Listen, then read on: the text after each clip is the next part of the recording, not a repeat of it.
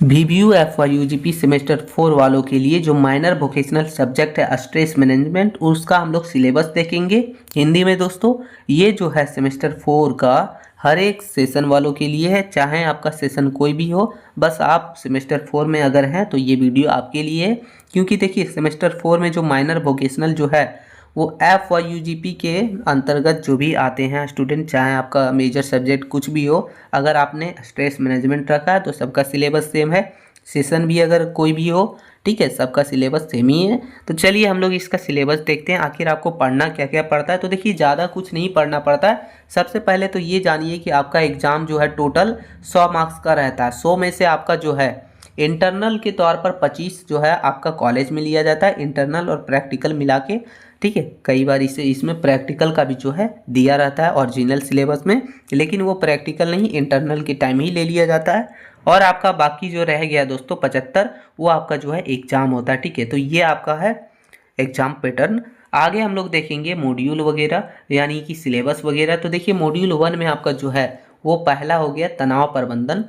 ये आपको तनाव प्रबंधन के बारे में, तनाव के लक्षण देखना है, तनाव के लक्षण कैसे हैं, फिर तनाव पर विभिन्न दृष्टिकोण, फिर है मानसिक तनाव के कारण के रूप में तनाव, ठीक है, कारण के रूप में तनाव। तो ये आपको मॉड्यूल 1 में पढ़ना है। टोटल 3 पॉइंट है जिसको अच्छे से पढ़ना।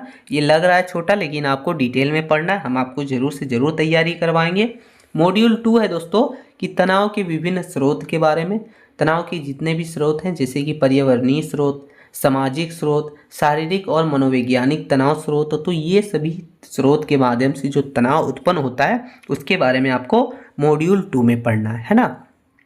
फिर लास्ट आपको मॉड्यूल 3 जो है अभी लास्ट नहीं है, इसके बाद 4 तक है। मॉड्यूल 3 जो है उसमें पढ़ना है तनाव का मनोवैज्ञानिक नियंत्रण, यानी मनोवैज्ञानिक तरीके से जो है तनाव का नियंत्रण करना।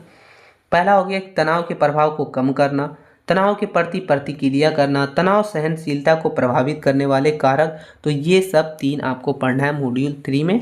आगे मॉड्यूल 4 हम लोग का जो है वो देखेंगे। तो मॉड्यूल 4 है दोस्तों, इसमें आपको क्या पढ़ना है वो देखिए। मॉड्यूल 4 है जिसमें पढ़ना है तनाव का प्रबंधन, जिसमें इसकी विधि यानी जो जो विधि है तनाव प्रबंधन के वो आपको पढ़ना है, जिसमें से योग हो जाता है, ध्यान हो जाता है, विश्रांति तकनीक वगैरह हो जाता है, यानी जो भी तरीके हैं जिसके माध्यम से जो है तनाव का प्रबंधन किया जाता है वो आपको पढ़ना है। फिर दूसरा आपको पढ़ना है समस्या केंद्रित दृष्टिकोण। फिर है भावना केंद्रित दृष्टिकोण, यानी समस्या को केंद्रित करके उसे अच्छे से मतलब उसका तनाव का प्रबंधन करना। फिर है भावना को केंद्रित करके। तो ये टोटल 4 मॉड्यूल है जो आपको पढ़ना है स्ट्रेस मैनेजमेंट में। साथ ही साथ आपको ये ध्यान रखना है, आप जो है हमारे चैनल को सब्सक्राइब कर लीजिएगा, क्योंकि इसका प्लेलिस्ट भी बन रहा है। तो आपका प्लेलिस्ट पूरा जो है जिसमें आपको मॉडल पेपर से लेके सिलेबस से लेके सारे क्वेश्चन का आंसर, फिर ऑब्जेक्टिव क्वेश्चन वगैरह पूरा तैयारी ही करवाया जाएगा, ताकि आपको पता ही नहीं चलेगा कि आप जो है मतलब किसी तरह से कोई कमी महसूस ही नहीं होगा। आप जो है अच्छे से अपना तैयारी कर पाएंगे। और आपका मेजर वगैरह को तो करवा ही जाता है, लेकिन आपका माइनर का भी अच्छे से करवाया जाएगा। और ये जो है BA BSc BCom तीनों के लिए है।